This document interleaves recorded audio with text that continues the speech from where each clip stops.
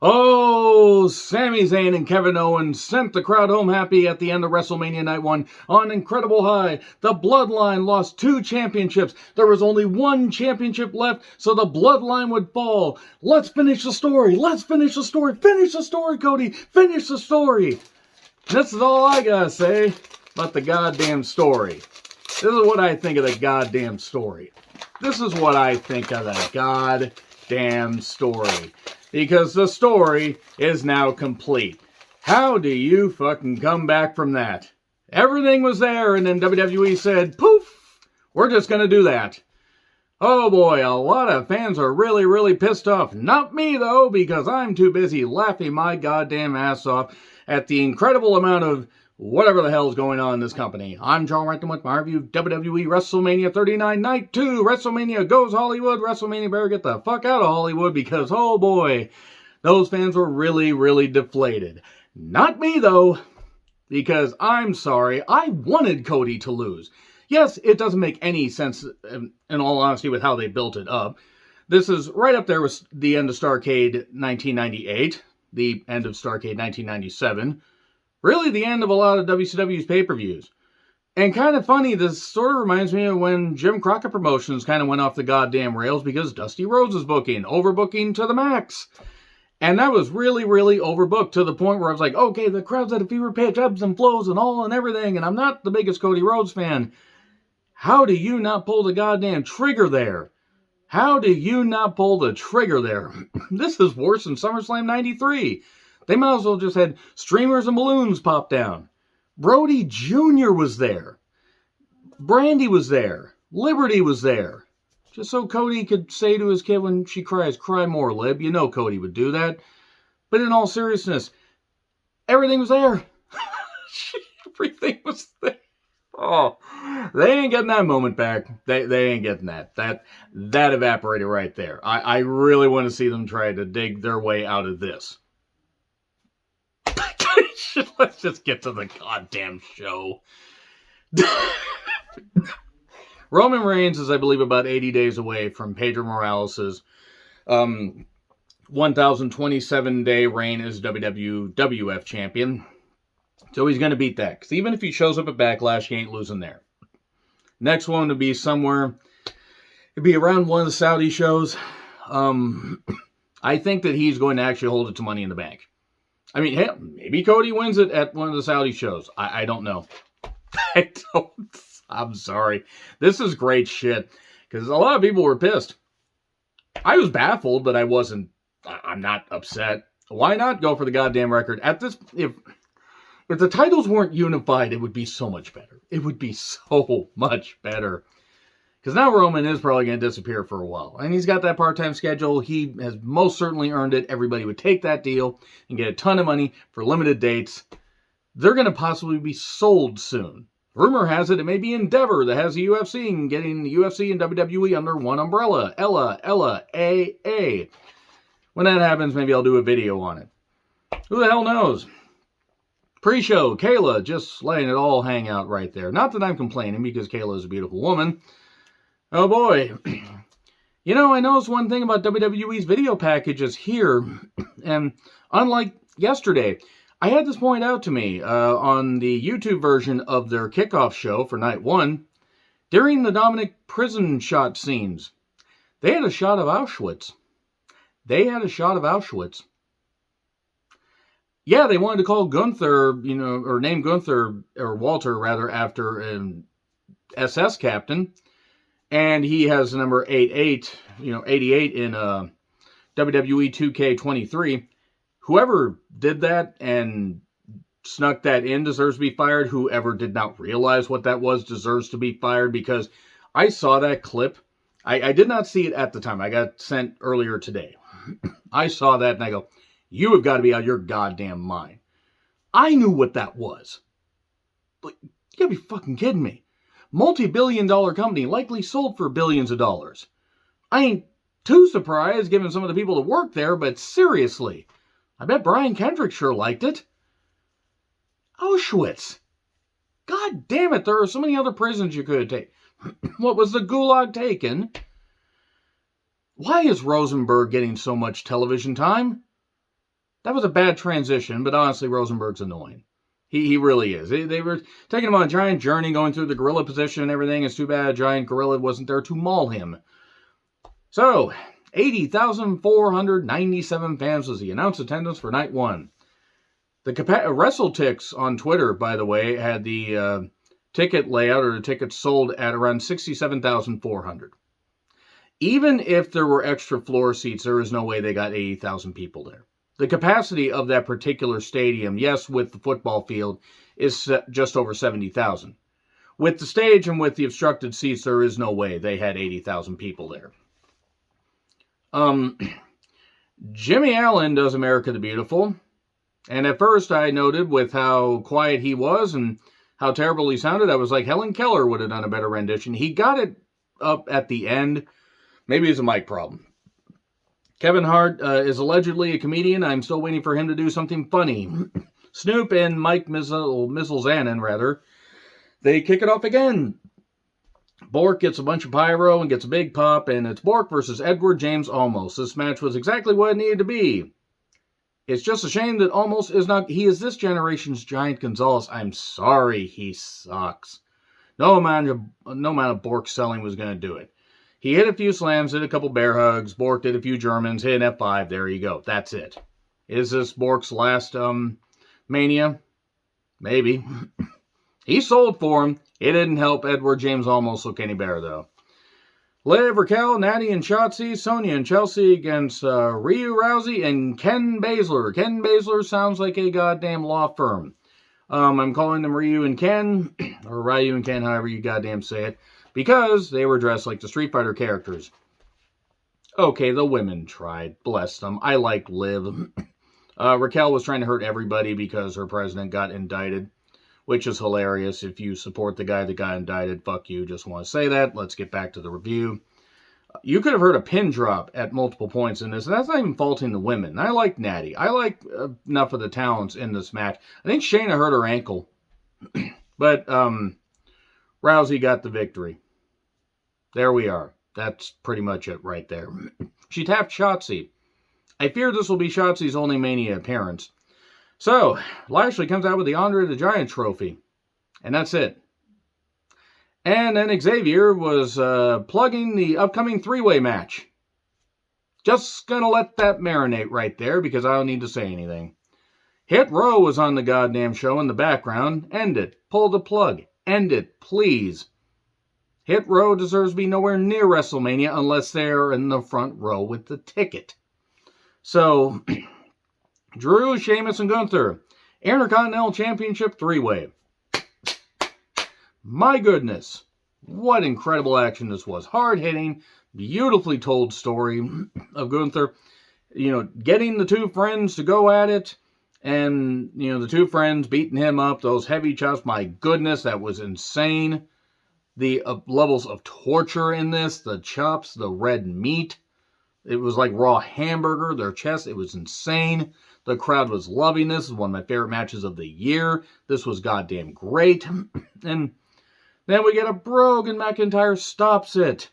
And then, man, the levels of violence in this three-way, I have not seen the levels of violence in a three-way like this since the police photos appeared of a particular three-way that happened in Gainesville, Georgia during the weekend of Vengeance Night of Champions 2007. So, a Brogue kick to Drew. Oh no, a Claymore. And then Gunther says, that's it. I'm breaking this up with a splash. One bomb on the one bomb to Drew. 1, 2, 3, and there we are. Have Gunther break the goddamn Honky Tonk Man's record. Have him do. At this point, you might as well, because he ain't gonna be the one to beat Roman, and he doesn't need to lose the title before he breaks a Honky Tonk Man's record. So, we get a bunch of Asukas out. It's a Asuka human centipede. The full sequence. Wonder who those were under the Asuka masks. I'd like to find out for research. So, a bunch of girls came out dancing to Bianca's theme. They were called the Divas of Compton. It's for girls in, urban areas, I guess. I don't know much about Divas of Compton. If you know anything about it, please let me know in the comments. Those girls are having a goddamn time of their life. That was good shit. And it's Asuka versus Bianca, the closest we're going to get to Kana in WWE against the EST of WWE. Can Bianca go 3 for 3 from WrestleMania 37, 38, and this? Yeah, she did. Raw Women's Championship, they were cooking, as the kids say. They were doing good shit. Asuka is incredible still, despite injuries, despite having to retire for a while a number of years ago and come back better than ever. They were doing great shit. Belair has incredible strength, did an outside-in superplex from the apron, just had lift and great stuff, like great counters, nice armbar counter out of the KOD. The missed at one point, haha, I tried to grab some fog and I missed. And then Bianca lifts her out of the armbar, hits the KOD 1, 2, 3. No, sir, I don't like it. And that's not knocking Bianca. I really like Bianca. They probably want Bianca to break the 380-day reign, the longest reign for a Raw Women's Champion.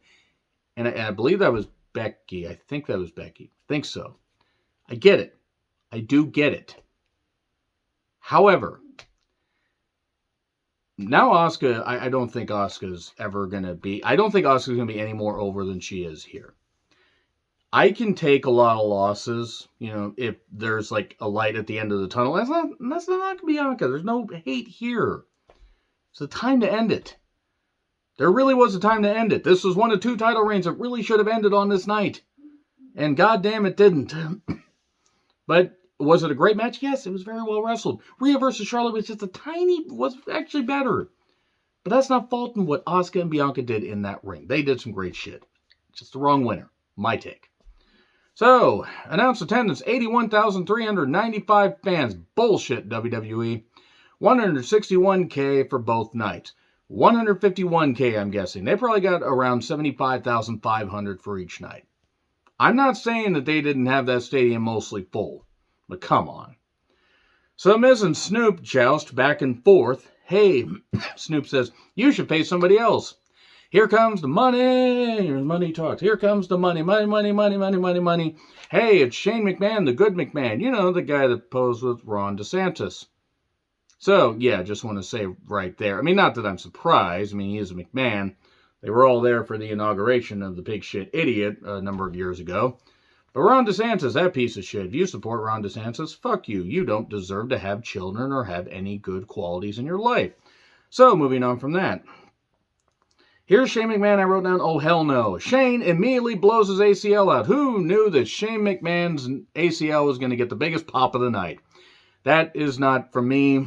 That's from, I believe, Wrestle Features on Twitter. And it was hilarious.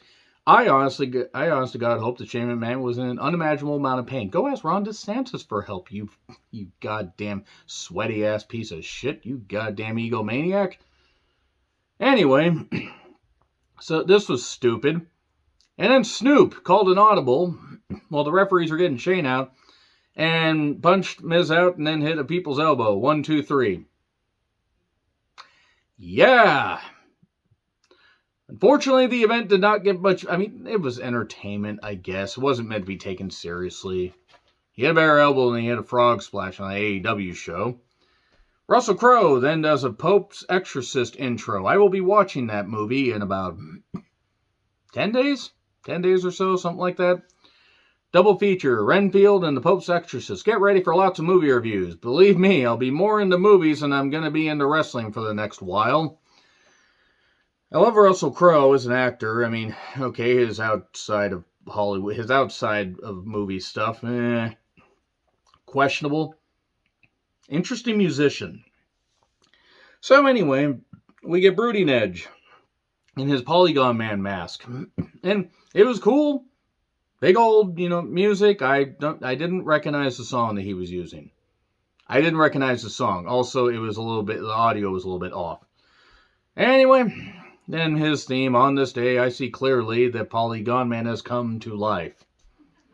And then Demon Finn with Purple Smoke. Finn versus Edge, Hell in a Cell match. Okay. Finally, the culmination of this Judgment Day feud has gone on way too goddamn long. And boy, this was the worst Hell in a Cell match this side of The Fiend versus Rollins. I'm sorry. I didn't feel this. I'm not saying that they didn't hit each other hard. I didn't care.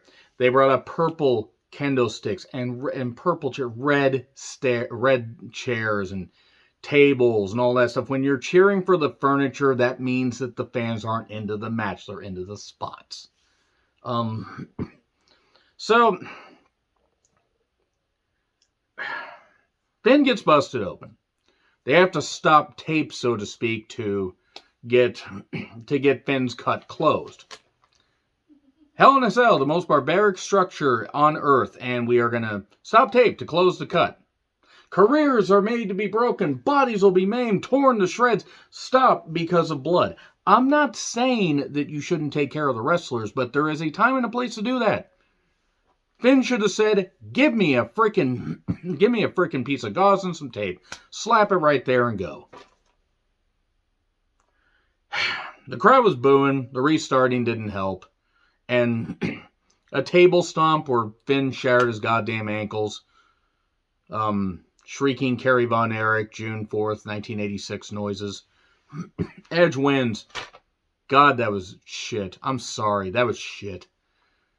Edge doesn't have a lot of time left. Utilize Edge a little bit. I know he's got limited. Just utilize him better, please.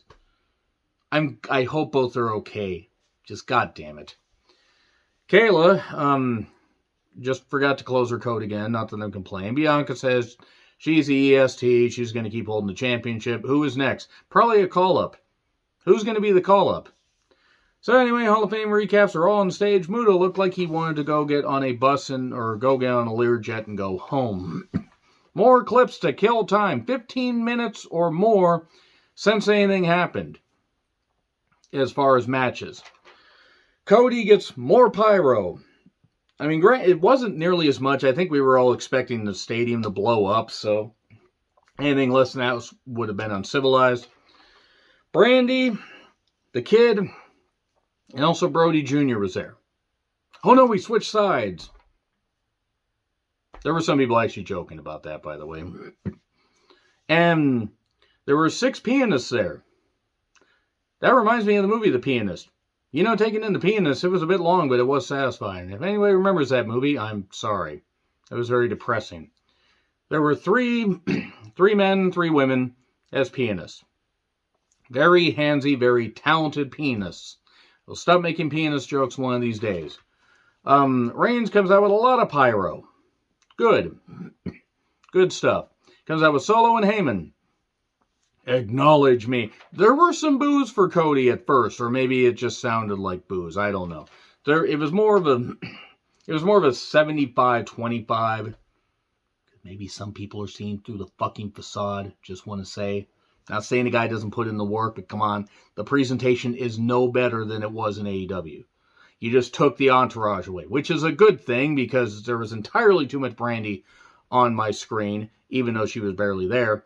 Pharaoh, thankfully, wasn't there because they scared him with the pyro last time. Let's get to the match. Cody versus Roman, Undisputed Championship match. More overbooking. Just let the cotton candy vendors and the popcorn vendors run in. So Heyman was encouraging Roman early on. We got a bomb catch for 2. Apron bump. Not the hardest part of the ring. 1 slam to Cody on the ramp and then a slam to Roman on the ramp. They were ramping up the tension here. They didn't go to the entrance because attacks at the entrance always feel so staged to me. I'm going to stop these puns one of these days. Solo interferes a few times. And then Cody has hurt ribs but manages to backdrop Roman over to the announcer's table, the English announcer's table. And it shatters, big pop.